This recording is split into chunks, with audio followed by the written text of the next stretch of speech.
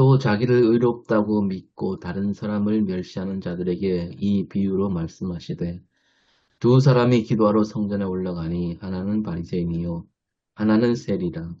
바리새인은 서서 따로 기도하여 이르되 하나님이여, 나는 다른 사람들 곧 토색 불의 간음을 하는 자들과 같지 아니하고 이 세리와도 같지 아니함을 감사하나이다. 나는 일에 두 번씩 금식하고 또 소득의 11조를 드리나이다 하고, 세리는 멀리 서서 감히 눈을 들어 하늘을 쳐다보지도 못하고 다만 가슴을 치며 이르되 하나님이여, 불쌍히 여기소서, 나는 죄인으로서이다 하였느니라. 내가 너희에게 이르노니 이에 저 바리새인이 아니고 이 사람이 의롭다 하심을 받고 그의 집으로 내려갔느니라. 무릇 자기를 높이는 자는 낮아지고 자기를 낮추는 자는 높아지리라 하시니라. 네. 누가복음 18장 9절 14절의 제목을 차별하는 신앙은 가짜다라고 제목이 돼 있네요.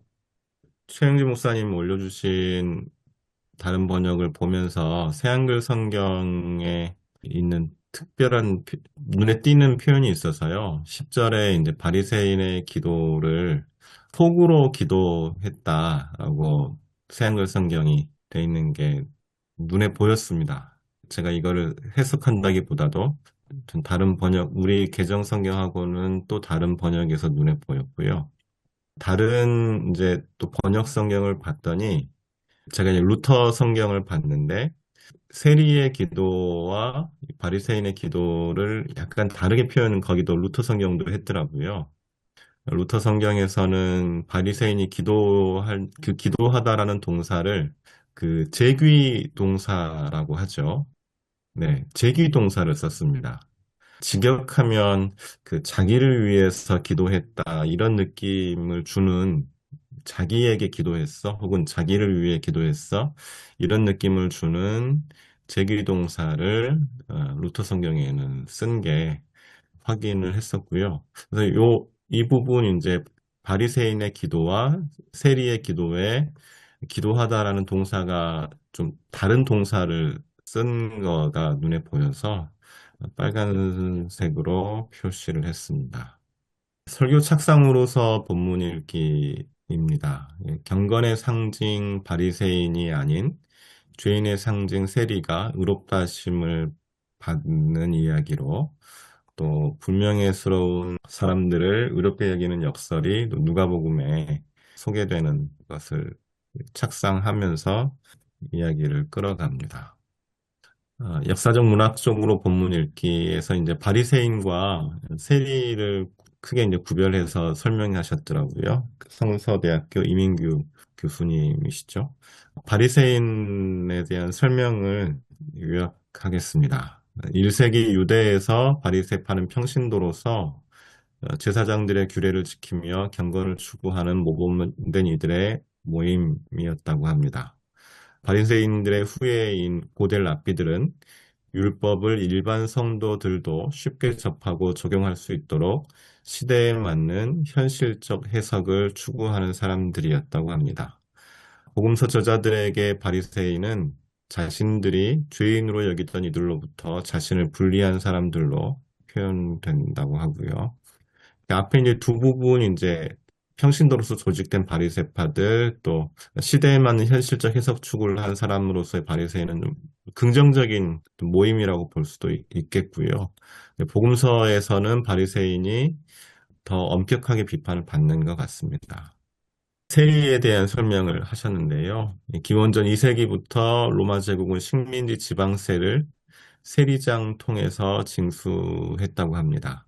이 중간에 또 타키투스 연대기에 대한 소개가 나오는데, 여기 연대기에 의하면 이게 공화정 때, 그 로마가 이제 황제가 다스리던 때가 아니고 공화정일 때 의회에서 토론을 통해서, 제가 정확하게는 의미를 모르겠는데 간접세라고 표현하더라고요. 이 간접세를 걷는 방식을 세리들에게 이제 의뢰해서 그렇게 이제 세금을 걷기 시작했다, 뭐 이런 내용이 있었습니다. 세리장은 지방세 징수권을 얻기 위해 재산 담보로 공개 입찰에 참여했다고 하고요. 그 중에 이제 최고액을 제시한 세리장이 5년간 징수권을 취득했다고 합니다. 로마의 세금을, 그럼 세리장은 이제 징수권을 취득하면 세금을 이제 선납하고 그 이후에 이제 관세, 통행료, 도시세 등을 징수합니다. 선납과 이제 징수액의 이제 차액이 모두 이제 세리의 수익이 되기 때문에 이제 열심히 이제 거둔 거겠죠. 과도하게. 그게 이제 지금 본무에서 이제 그리고 유대인들 사회에서 세리들이 이제 비판받는, 욕먹는 이유가 됐을 것 같고요. 그러다가 이제 그 차액을 많이 남기기 위해서 고문까지 또 했다는 기록이 있나 봐요. 세금 못 내는 사람에게는 고리로 대출해 주기도 했었다라고 합니다. 타키투스 로마 역사가 쓴 이제 그중에 역사책 중에 그중에 하나 이제 연대기에 네로 편에 나오더라고요. 네로가 이제 그 황제가 된 초기에 이런저런 이제 속주에서 올라오는 민원들이 있었다고 하고요. 그 민원에 대해서 세금 관련된 민원에 대해서 네로가 그럼 이 간접세를 없애버리는 게 어떨까? 뭐 이런 이제 그 회의 중에서 고민하는 내용이 타키투스 연대기에 짧게 소개가 됩니다. 세리들은 이제 증오의 대상이었기 때문에 군대 호위가 필요했다고 하고요. 다른 이제 유대 문헌에 소개된 세리들을 또 소개해 주셨는데 바빌로니아 탈무드에서 세금 징수원을 살인자 강도와 이제 세리를 나란히 배치했다고 하고요. 랍비들의 발언에 의하면 세리는 법정 증인 자격이 없고 사회적으로 버린 자 그리고 가족에게 치욕을 주는 자들이라는 표현이 있다고 합니다. 회당에서 파문되기도 했고 또 세리들의 돈은 자산금 접수로 거부되었다고 하고요. 세금 징수를 위해 이제 거짓말을 하게 된다면 그건 이제 합법이다. 이게 이제 유대문헌에 나오는 세리에 대한 내용들이라고 합니다. 신학적 명상적으로 본문 읽기에 이제 주석과 해석을 이렇게 하셨습니다. 바리새인이 올린 이분법적 기도. 바리새인의 기도, 이렇게 기도해도 되나? 뭐 싶기도 한데, 내용상으로는 시 1편, 시 26편, 요나 2장에 이렇게 이분법적으로 분리해서 기도하는 장면이 이미 나온다. 이것 자체가 문제라기보다도 기도의 내용 속에 이제 차별이 담겨 있는 것이 문제다라고 이민규 교수님은 보셨습니다. 누가복음에서 예수는 분리보다 연합을 추구했더니 전체적인 맥락에서 또 그렇고 바리새인은 죄인과의 분리가 거룩이라 여겼으나 예수는 죄인과의 일치를 거룩이라고 선언한다 소개하셨습니다. 위기 심판적 회계적으로 본문 읽기 설교 구성을 위한 제안 결론 같은 내용이겠네요. 이른바 죄인이 교회에 들어오려면 예수의 환대가 필요하다. 입으로는 예수의 의를 시인하나 몸으로 부인하는 사람들을 경계해야 한다. 소외된 이들을 교회가 차별한다면 예수를 배제하는 것이다. 죄인을 차별하는 의로움 이상의 수준이 요망된다. 또 회복된 환자로서 회복되어야 할 환자를 향한 자비가 요청된다. 고 쓰셨습니다. 제가 뭐 제 나름의 질문을 던져보면 하나님 나라의 시민은 누구인가? 종교 지도자들에게도 하나님 나라 시민권이 발급되는가? 뭐 이제 복음서에서 바리새인 등 종교 지도자들에 대한 이제 비판이 이제 있으니까요. 또 우리 시대에 차별받는 사람들은 누구인가? 그리고 교회는 차별금지법 제정에 어떤 입장을 취해야 하는가? 네, 한 주간 더 생각해 보아야 할 질문으로 제 나름 정해 보았습니다. 이상입니다.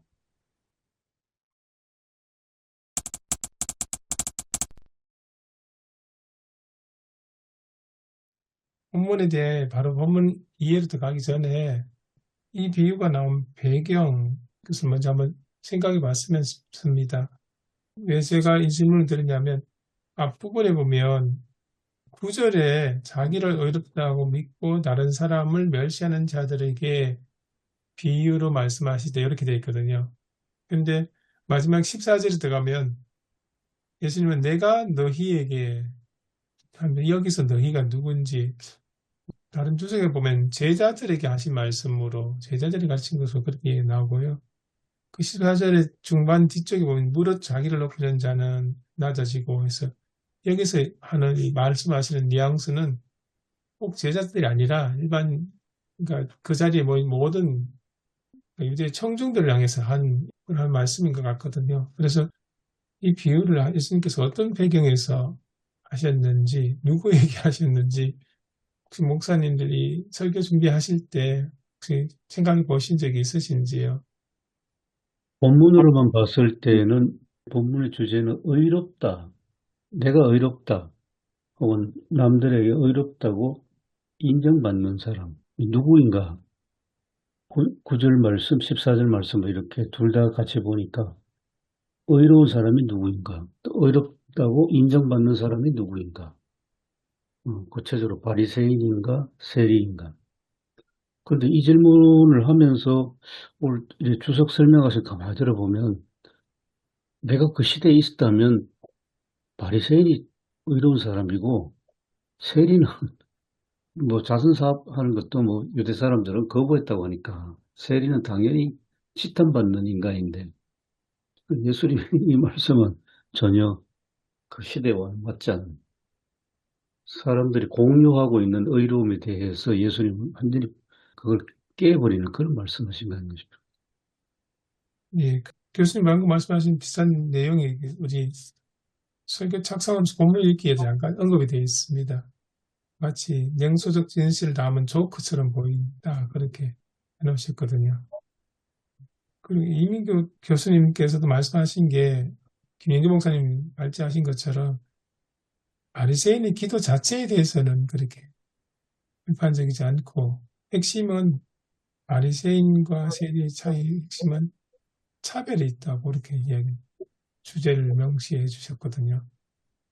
그렇게 본다면 우리는 이미 성경을 통해서 바리새인을 많이 알게 되고 예수님께서 바리새인을 향해서 하셨던 그 비판 얘기가 많이 익숙하니까 당연히 그 전제를 가지고 바리새인을 바라보고 바리새인은 위선자 뭐 이런 생각을 많이 하게 되는 것 같습니다.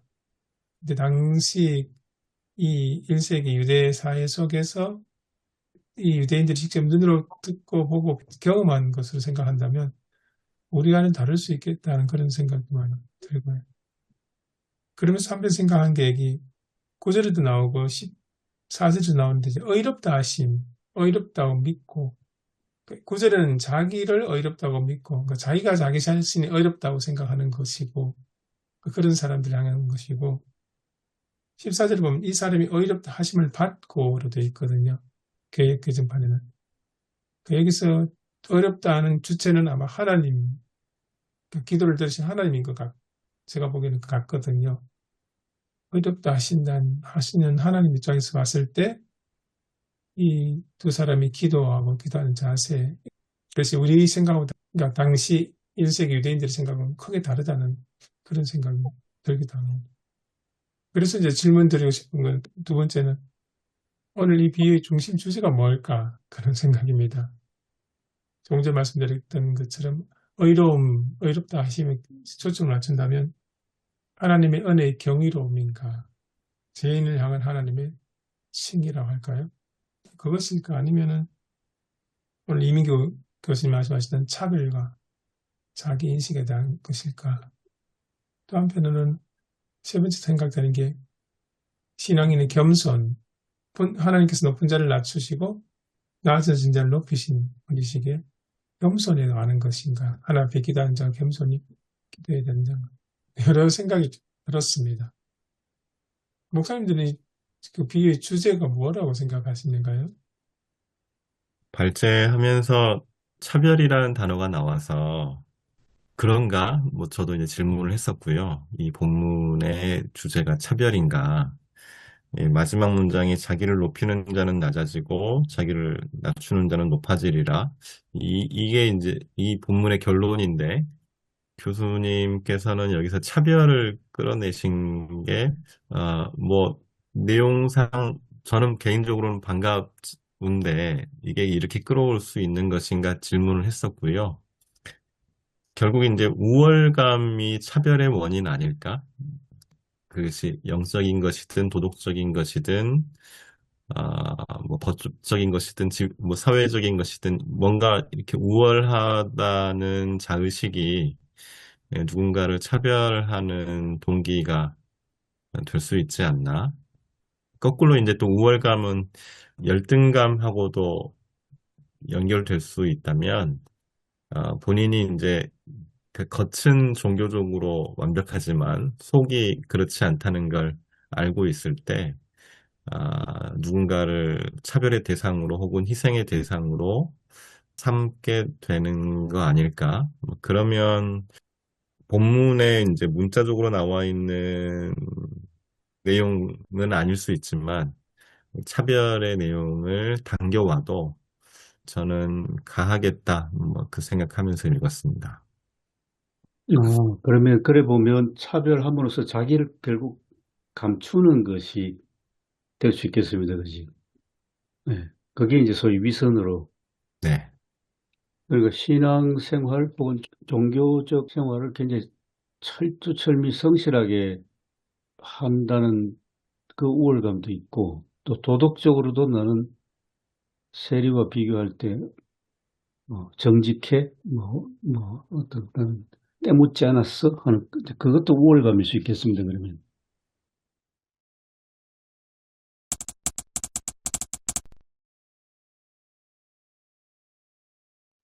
저는 구절에 자기를 의롭다고 믿고 다른 사람을 멸시하는 자들이란 말이, 이게 이제 뭐, 누가가 그렇게 본 것 같은데, 그러니까 뭐, 예수님이 바리새인들에게 비유로 말씀하신다, 이게 아니라, 요런 딱 지정해서 이렇게 얘기를 하는데, 바리새인 말고도 이제 그런 사람들이 많은 시대라는 그런 뜻인 것 같다는 생각이 들고요. 요 말 안에 이제 차별이 있는 게 아닌가. 다른 사람을 멸시하는 자들. 근데 이제 약간 저는 이 비유가 조금 너무 이렇게 밋밋한 느낌이 있어요. 예수님이라면 좀 더 세게 말씀하셨으면 좋겠다. 그런 사람들에게. 네. 음, 네. 너무 이렇게 그냥 뭐 그 사람에 대해서는 뭐 의롭지 않다. 이렇게만 얘기하시니까 거기에 약간 좀 성이 안 차는 그런 느낌이 있습니다. 그러면 예수님 말씀 좀 뭐가 좀 보완돼야 될 것 같습니까? 막 회칠한 무덤이라고 얘기하고 막 독사의 자식들 요 부분에서 그렇게 얘기를 하면 마음이 좀 후련하지 않았을까 이런 생각이. 저는 오히려 이 사람이 어렵다 하심을 받고 그의 집에 내려갔느니라 한 게 바리새인들의 입장에서는 훨씬 더 충격적인 말이 아니었을까 그런 생각이 듭니다. 그 사람들은 앞에 설명 나온 거죠. 평신도이면서 제사장의 규례를 지키기까지 하나님 앞에서 의로운 자로 살기 위해서 노력하는 사람들인데 정작 하나님의 평가는 너희들은 그렇지 않아라고 내려지는 게 이제 마지막 결론이지 않습니까?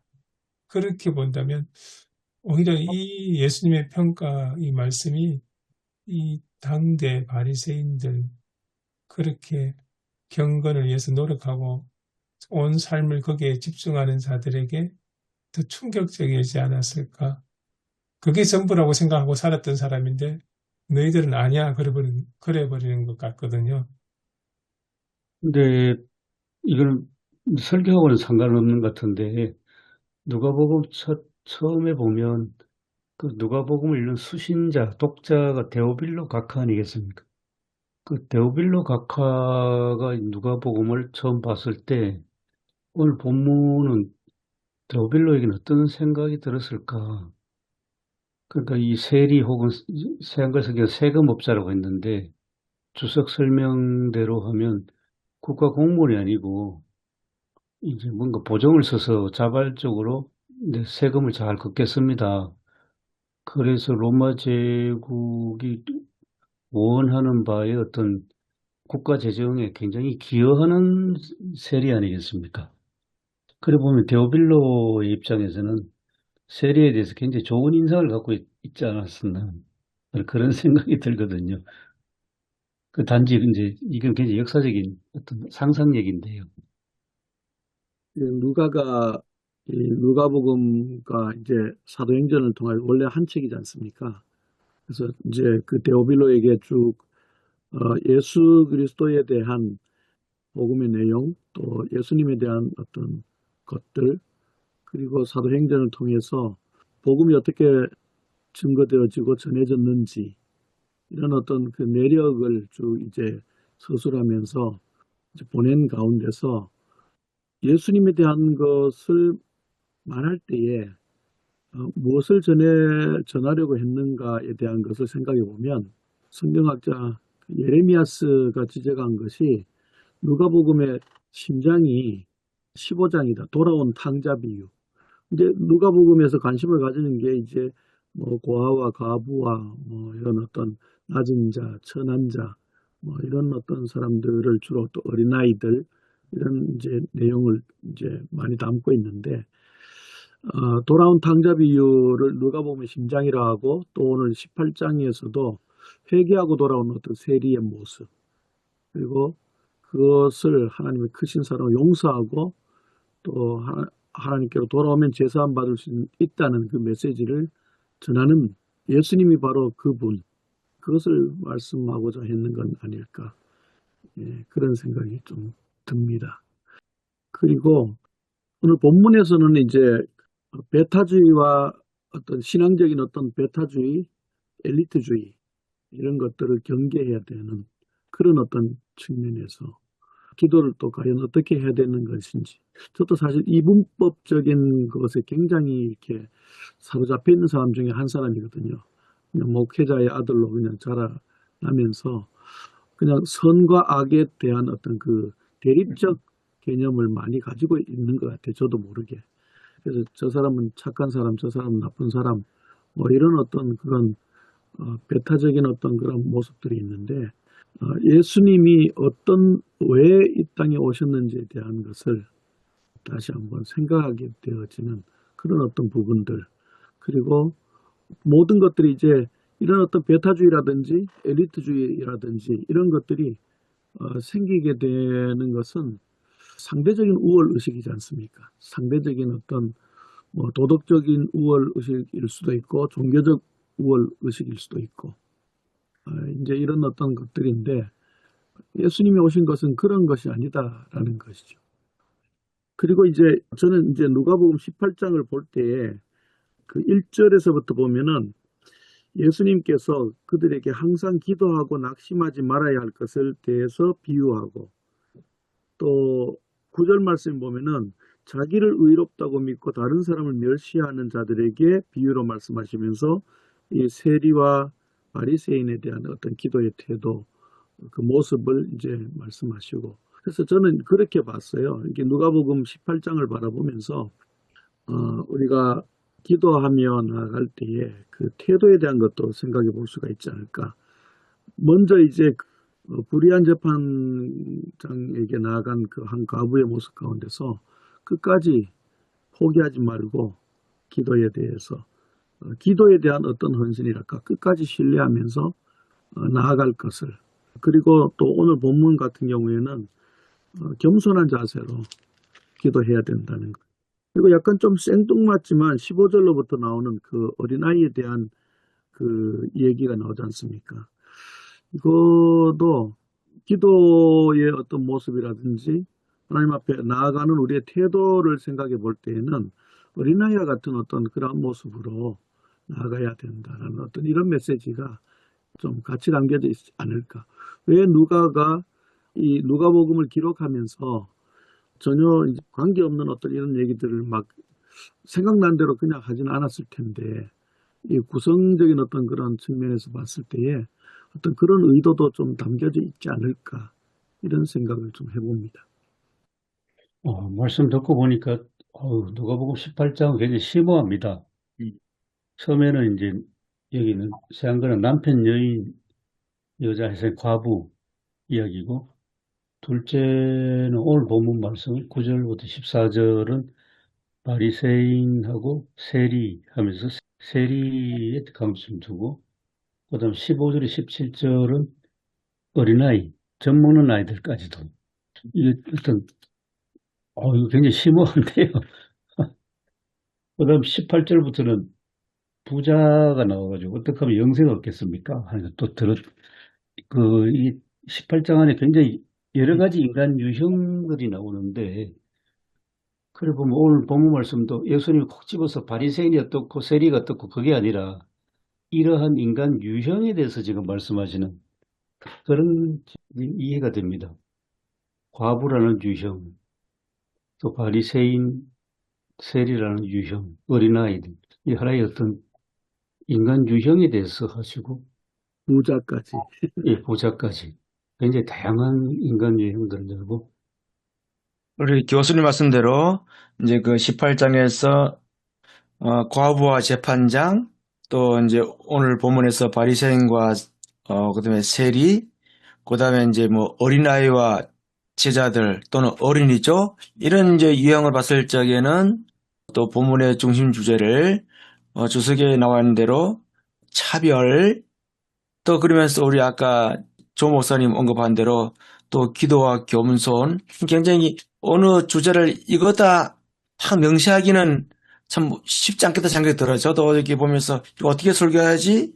또 우리가 이번 주는 이제 또 추수감사절 주일로 지기잖아요. 그러니까 이걸 어떻게 또 담아내지? 물론 이제 그 요엘서 병의 본문에는 이제 그런 추수와 관련된 그런 부분이 나오기는 합니다만은 굉장히 이거 어떻게 담지 아주 좀 고민이 되는 그 추수감사절만 아니면은 참 뭐 차별과 의로움 이런 부분들을 같이 참 다루면 좋겠다 생각이 들고, 그러면서 또 이제 추수감사와 같이 이렇게 지내니까 굉장히 아주 조금 뭐랄까 엄청난 고민이 되는 그런 것 같아 보니까요. 그냥 단순하게 하면 하나님이 인정하시는 의로운 무엇인가 또 그런 생각도 들기도 하고요. 제가 공부했던 거를 조금 소개해드리면, 예. 이제 블룸하르트가 아버지도 있고 아들도 있지 않습니까? 이제 그러니까 굉장히 오랜 수십 년, 50년 이상 세월 속에 아버지와 아들이 이제 대를 이어 목회를 했는데, 아버지도 그렇고 아들도 그렇고 자기 목회에서 변화가 올 때는 꼭 선택하는 본문이 있는데, 그 누가복음 1장부터 8장까지였습니다.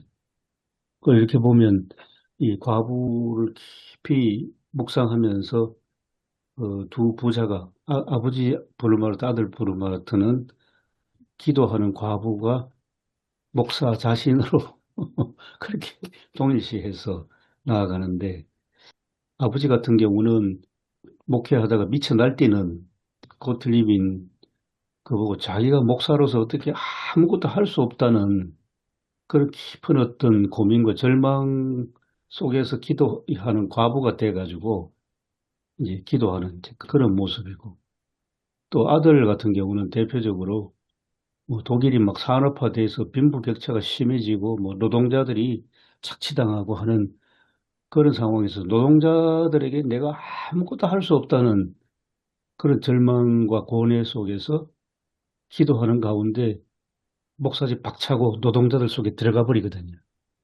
그래서 굉장히 저는 누가복음 18장 예수님 비유를 부르마를 통해서 많이 배웠는데, 이게 누가복음 18장이 간단한 장이 아닌 것 같습니다.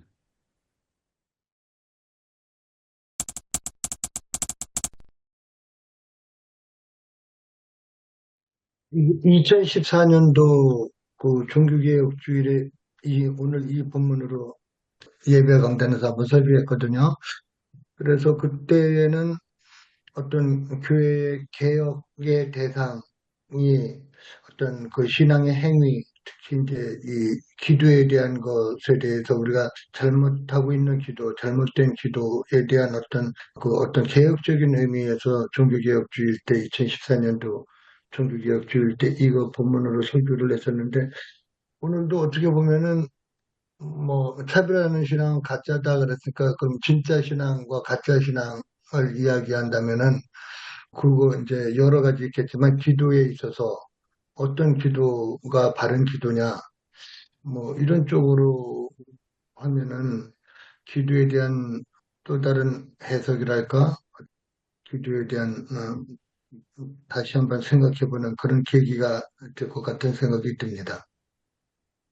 예, 기도, 어떤 기도. 그러면 좀 이제 좁혀지겠습니다. 예, 설교에 관해서. 보통 뭐 그냥 하는 소리로 뭐 목사님은 설교로 장로를 까고 장로들은 기도로 목사를 깐다 뭐 그런 이야기들을 하던데 이게 기도가 어떤 수단으로 뭐 누구를 공격하기 위한 자기의 의를 드러내기 위한 그런 수단이 아니잖아요. 설교도 또 마찬가지고 그런데 이제 우리가 그런 것들을 잘못 이렇게 운용이라고 그래야 될까요? 기도를 잘못하는 그런 경우가 대부분 벌어가 아니고 많이 있는 것은 사실인 것 같아요. 그리고 뭐 특히 이제 대표 기도라든가 이 사람은 대표 기도도 아닌데도 큰 소리로 일부러 남들 다 들으라고 그렇게 그냥 손을 번쩍 들고 나가서 맨 앞자리 가서 그렇게 크게 기도를 해서 자기 의를 드러낸 건데 우리 기도가 의를 드러내는 기도가 아닌 머리를 조아리는 기도가 되어야 되지 않나 뭐 그런 생각이 들었습니다.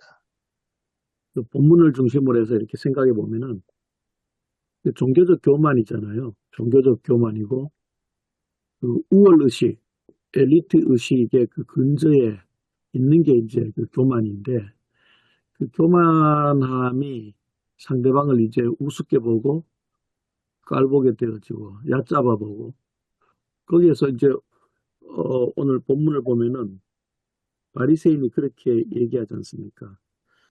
기도하면서 심지어 기도하면서 이르되 하나님이여 나는 다른 사람들 곧 토색, 불의, 간음을 하는 자들과 같지 아니하고 그러면서 아예 대놓고 이 세리와도 같지 아니함을 감사하나이다 이렇게 얘기하잖아요. 그러니까 심지어는 그 교만함이 더 커져서 어느 순간에 내가 하나님이 되고 내가 심판자가 되고 상대방을 정죄하고 이런 것까지도 나아갈 수가 있다는 거죠. 하나님 앞에 겸손하지 못할 뿐만 아니라 오히려 심판자가 되어지고 세리가 어떤 심정으로 나왔을까?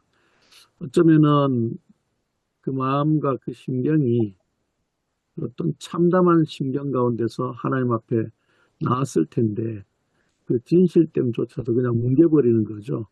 그런 어떤 죄까지도 범할 수 있는 그런 어떤 모습들.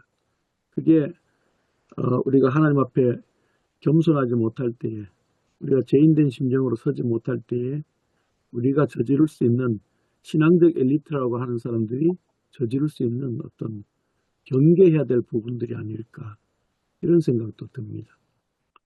사실 저가 그랬거든요. 아까 말씀드렸는 것처럼 제가 선과 악에 대한 어떤 그 착하게 살아야 된다. 막연한 그 착하게 살아야 된다는 그 말 때문에 내가 죄인됨을 깨닫기 전에는 그래도 상대적인 어떤 도덕적 우월감 같은 것이 있었죠.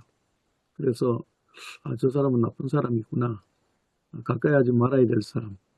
뭐 이런 어떤 종교적인 어떤 우월감, 이분법적인 어떤 그러한 사고, 그 사고에 의해서 파생되어지는 편협함. 예수 그리스도 사랑은 없는 거죠, 사실은. 그런 어떤 모습들이 바리새인들에게도 당연히 있었겠죠. 우리가 왜 이렇게 나라가 멸망할 정도로 이렇게 그 문제가 어디에서 있었던가 신앙생활 바로 하지 못해서 하나님 앞에 바로 서지 못해서 이런 일이 생겼구나 하면서 바로 하고자 했던 것이 오히려 그것이 하나의 어떤 또 다른 어떤 성이 되어 가지고 그런 어떤 잘못들을 저질렀잖아요. 예수님이 대놓고 그냥 책망한 대상이 바리새인이잖아요. 그걸 우리는 경계해야 되지 않을까. 예, 그런 생각도 듭니다. 그러면 이제 기도의 주제로 가면 기도의 내용보다는 기도하는 자세. 의하니까 이제 한국 교회사에서 기억나는 게 그 안동의 이원영 목사님은 일제 신사참배뿐만 아니라 뭐 창시개명, 조선교육령 개정까지 모조리 다 이제 거부하는 바람에 교회에서 쫓겨나고 목사직 면직당하고 또 뭐 수시로 유치장 들락날락하고 그러다가 이제 8.15 광복을 경상경찰서에 있다가 이제 해방됐는데 나와서 안동으로 가니까 막 교인들이 난리는 살아있는 순교자입니다 하고 막 대대적인 환영하고 그랬는데 그러고 나서 얼마 후에 한상동이라든지 이런 분들이 안동의 이원영 목사를 찾아와서 우리 신사참배 끝까지 거부한 우리는 의로운 사람들이니까 우리가 나가서 따로 교단 하나 차리십시다 이렇게 건의를 했거든요. 그러니까 이원영 목사가 단호하게 거부를 했습니다. 거부하면서 우리는 유대적 율법주의에 사로잡혀서는 안 된다고. 이원영 목사가 그 다음에 하시는 행보는 두 가지인데 하나는 이제 그 안동을 중심으로 해서 교회들을 막 다니시면서 사경회를 합니다. 성경 공부. 사경회를 하면서 일제시대 때에 우리가 신사참배하고 한 그 죄를 회개하는 운동, 그거를 이제 돌아다니면서 하시고, 두 번째는 정치적인데, 그 여운영 씨가 건국준비위원회를 조직하면서 경상북도는 이원영 목사에게 좀 맡아주십시오 그랬는데, 이때도 단호하게 나는 목사입니다. 목사는 교회에 있어야 됩니다. 그리고 그것도 거절을 하셨어요. 그래서 이제 굉장히 우리 교회사에서는 굉장히 어떤 생각을 많이 해보게 하는 의의가 뭔가 하는 이제 그런 이야기입니다. 조신호 목사님 말씀하시는 거하고 쭉 앞에서 이야기하시는 것 들으면서 18장의 전체 분위기도 어떻게 보면 하나님의 의롭다 하심, 이게 주제가 아닐까 싶은 생각이 듭니다. 그렇죠. 예, 의의가 주제 같아요. 예. 바리새인의 기도를 가만히 들어보면 어떤 느낌이 드냐면 이 사람에는 굳이 하나님이 필요하지 않은 것 같다는, 잘 하고 있는데 그런 생각이 들고, 한편 반면에 세리는 정말 이 사람에게는 하나님밖에 그 다른 기대가 할 뿐이 없다는 그런 느낌이 들거든요. 예, 예. 맞습니다. 예, 맞습니다. 그런 그 차이가 굉장히 크게 나타난 것 같아요. 아무리 하나님을 섬기고 어렵게 살기 위해서 노력하는 사람들이라 하더라도 그 밑바닥에는 하나님의 은혜가 아니면 그 자체조차도 불가능하다는 그런 전제를 깔고 시작을 해야 되지 않을까. 그런 면에서 보면 세리는 당연히 그러겠지만 바리새인에게는 그런 모습이 없지 않을까. 그 흔히 이야기하는 자기의 노력, 그걸 이제 자랑한 것은 아닐까.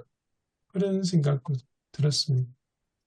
사실 둘 다, 바리새인도 그러고 세리도 그러고 둘 다 하나님의 절대적인 은혜가 필요한 자들인데, 한 사람은 그걸 자신의 상황 때문에 절실히 깨닫게 있었고, 한 사람은 그렇지 못했던 그런 차이가 아닐까, 그런 생각 들었습니다. 와, 그러면 뭐 우리 시대에는 자연히 선배든 그 가치관에 대해서 굉장한 도전이 되겠습니다. 우리 시대는 업적에 따라서, 능력에 따라서 평가되지 않습니까? 그 모든 게.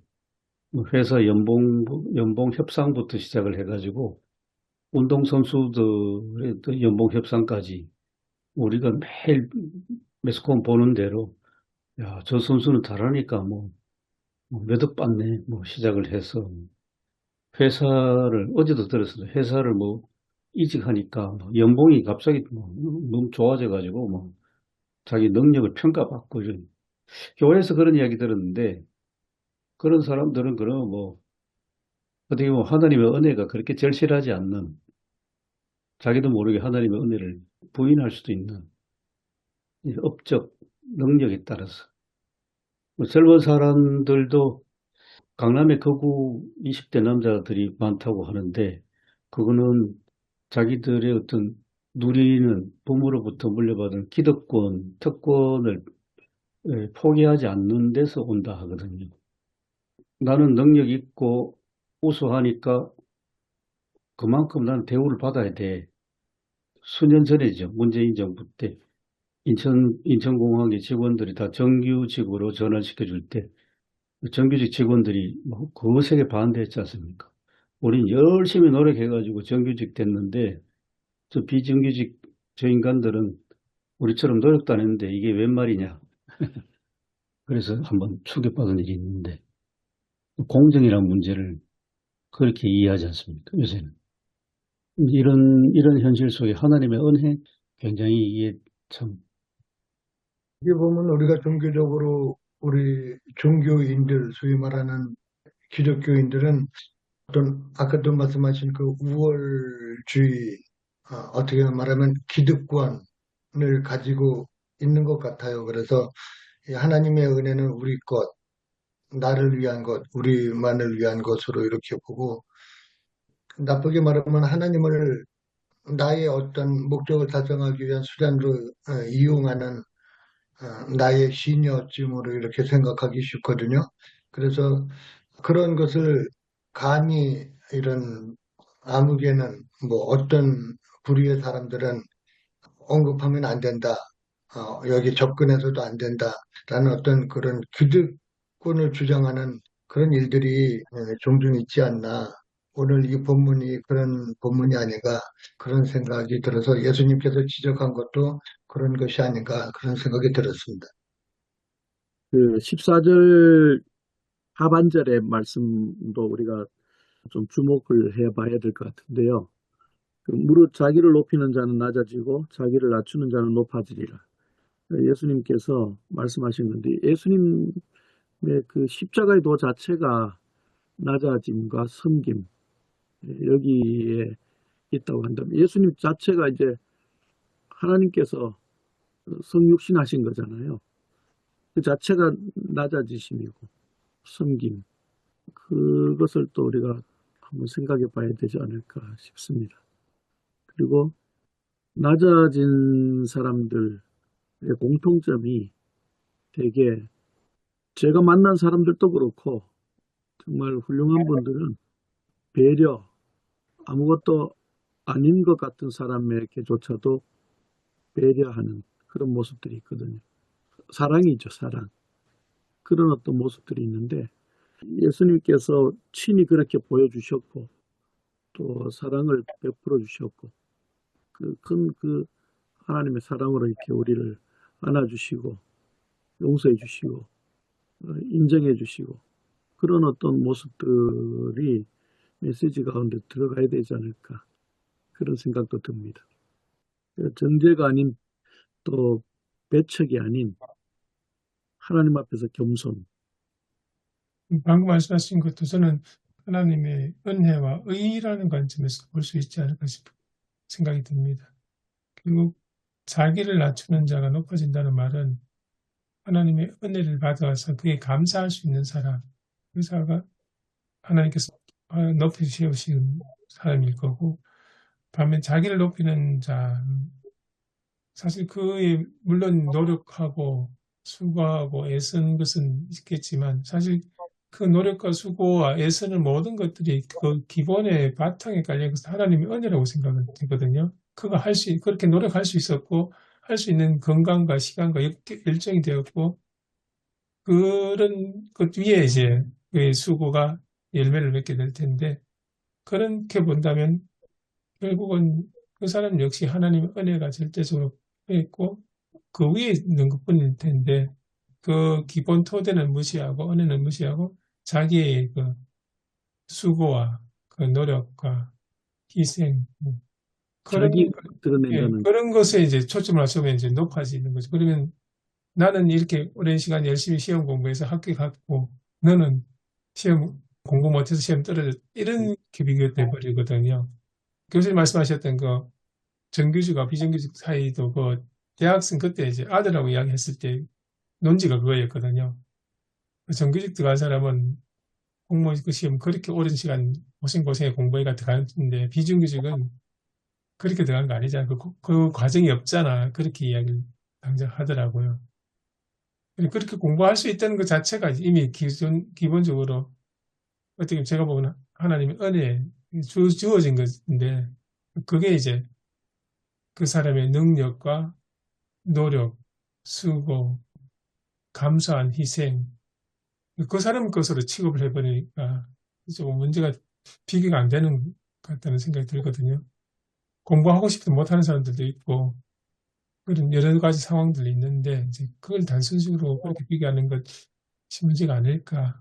그런 면에서 볼 때 자기를 높이는 자라는 것, 사람은 사실 하나님의 은혜 위에 자기가 수고하고 노력했는데 본 토대는 무시 생각을 하지 않고 그 위에 있는 자기가 했던 것만 이야기하니까 하나님 보시기에 그는 그만한 사람이 되지 않을까 그런 생각이 듭니다. 그게 아마 50년 전하고 큰 차이 아닌가 하는 그 생각도 들었습니다.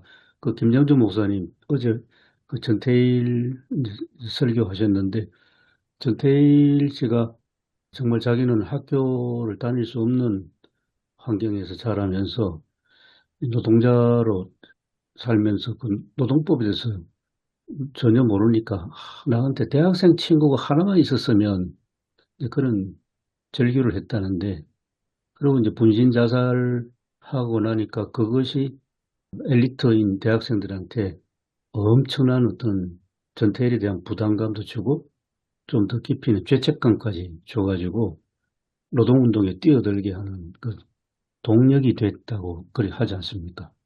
그게 이제 그 당시 70년대 초반에 이제 대학생들이 갖고 있는 부채의식인데 내가 공부하게 되고 대학 간 것은 우리 누나가 공장에 다녔기 때문에 내가 누나의 도움으로 공부하고 있어. 이런 것들이 집집마다 많아가지고 그런데 요즘은 이게 이제 어느 정도 부가 형성되고 이제 뭔가 뭐랄까요. 계층이 고착화된 그 상황이어서 그런지 몰라도 그런 의식도 없고 그런 걸 접할 수 있는 어떤 환경도 안 되고 기회도 없지 않았나 하는 그런 시대적 차이도 같이 생각해 봅니다.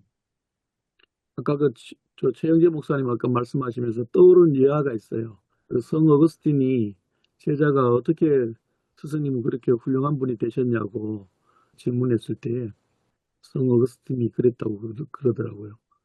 만약에 자신은 이건 하나님의 은혜다. 자기는 아무것도 아니고 그러면서 하는 얘기가 만약에 나에게 주어졌던 어떤 시간이라든지 또 상황이라든지 배경이라든지 이런 어떤 모든 것들이 너에게 주어졌다면 너는 나보다도 훨씬 더 훌륭하게 됐을 것이라고 이렇게 아, 얘기했다는 예화를 봤습니다.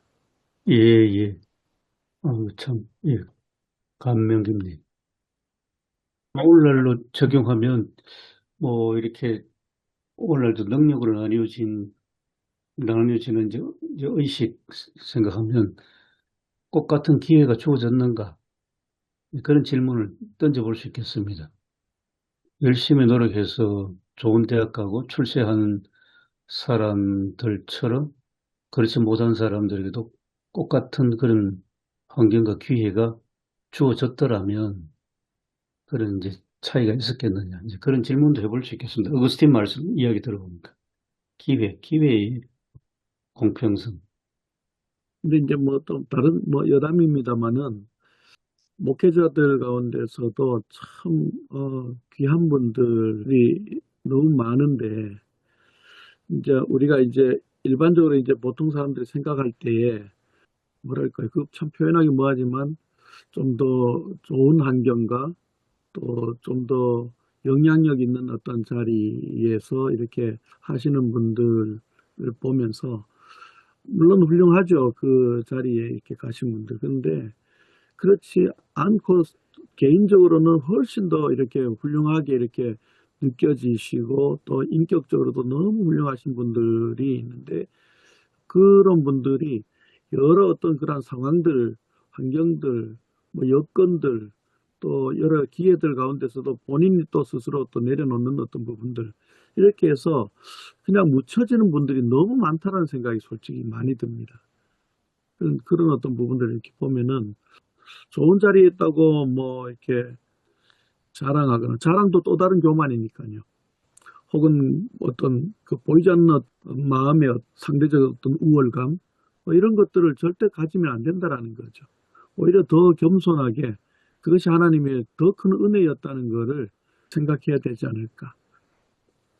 필립 얀시라는 사람이 쓴 그 책에 늙은 창녀가 나오는데 너무 힘겹게 살아가서 사람들이 어떤 사람이 그랬다고 그래요. 그 늙은 창녀한테 교회 한번 가보시지 그래요. 그래 고면했더니까 늙은 창녀가 하는 얘기가 내가 거기 가면 내가 얼마나 비참해지는지 아느냐고 그런 얘기를 했다고 합니다. 그러니까 이제 그 우리 가운데서의 어떤 그런 종교적인 어떤 우월감 이런 것들이 얼마나 사람을 교회가 사실은 그런 사람들을 안아야 되고 누가복음에서 전하는 메시지도 사실 그런 어떤 그 사람들을 끌어안는 그것이 이제 예수님을 바라보면서 누가가 전하고자 했던 어떤 메시지라고 할 때에 우리는 그 정반대의 모습을 교회 안에서도 공동연하게 우리가 볼 수 있지 않을까 이런 생각도 들고요. 생각되어지는 것이 막 파생되어지는 것이 너무 많은 대목이 아닌가 생각이 되어집니다. 또 다른 측면에서 이런 정리도 있는 것 같습니다. 지금 바리새인들은 유대인이고 동시에 이제 아주 경건한 종교인인데 유대교인 종교인인데 그 종교인으로서 갖고 있는 우월감 그걸 경계하시는 거 아닌가.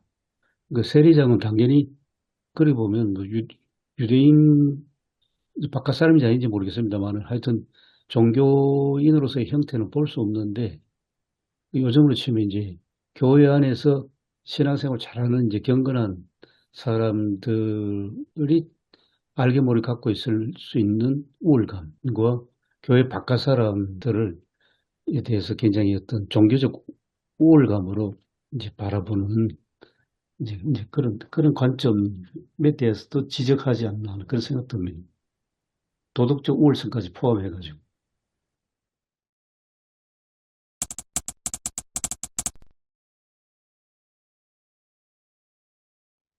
예, 오늘 우리가 토론을 들으면서 이제 설교의 방향, 내용에 대해서 정리가 좀 되는 것 같아 보니까 저는 그 우리 아까 최 목사님 말씀하신 대로 오늘 그 설교의 그 누가복음 전체 방향을 보면서 하나님의 의로우심, 하나님의 그 의롭다 하심, 여기에 포커스를 맞추면 이번에 우리가 다루지 못했던 주제도 다 포함된다고 봅니다. 왜냐면은 뭐 하나님의 의뢰할 때는 뭐 겸손, 또 우리가 뭐 회개, 여기 보니까 이제 회개도죠. 그 기도도 내오는데 바리새인의 기도는 자기 드러냄인데 오히려 세리의 기도는 고백이잖아요. 고백. 나는 죄인입니다. 가슴을 친다. 그러니까 굉장히 고백적인 그런 것을 받을 때 겸손도 되고 또 배려. 그 다음에 이제 뭐 근데 하나님의 아니 인간의 의가 드러날 때는 결국은 이제 뭐 차별이 드러나고 또 내 의가 드러나고 그러면서 이제 우월감.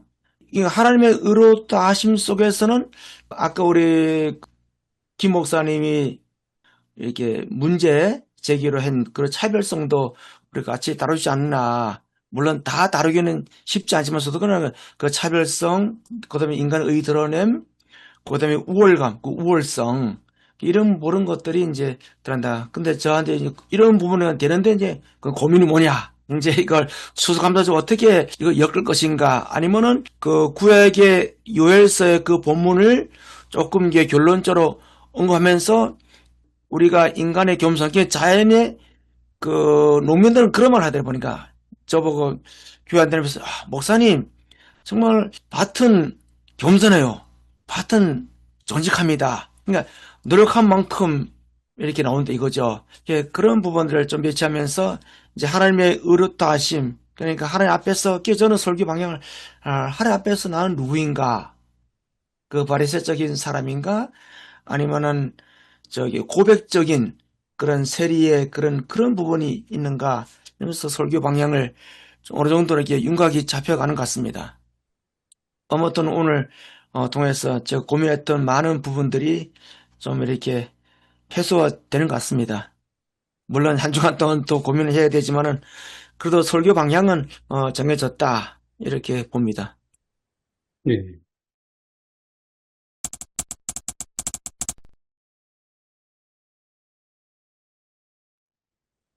하나님이 옛날 누가가 만났던 사람들의 기도를 생각합니다. 낙심하고 지치지 않아야 할 것에 관하여 우리에게 말씀하십니다. 좋은 세상, 더 좋은 하나님 나라 기다리며 기도하겠습니다. 또 기도하다가 꼭 기도하는 우리가 우월의식에 젖지 않도록 도와주십시오. 기도하지 않느니나 또 죄인이라 평가받느니나 모두가 다 하나님 나라의 시민임을 우리가 알겠습니다. 하나님, 우리 한국 교회가 더 넓은 품을 갖기를 소원합니다. 세리를 또 아이를 모든 차별받는 사람을 품는 넓은 교회, 한국 교회 되게 해주세요. 우리에게 말씀해 주십시오. 우리에게 하나님의 말씀이 들리게 하여 주십시오. 우리 입에 하나님의 말씀을 넣어 주십시오. 예수 이름으로 기도드립니다. 아멘. 아멘. 예, 예, 수고하셨습니다. 다음에 뵙겠습니다. 수고하셨습니다. 예, 다음 뵙겠습니다. 수고하십시오. 네.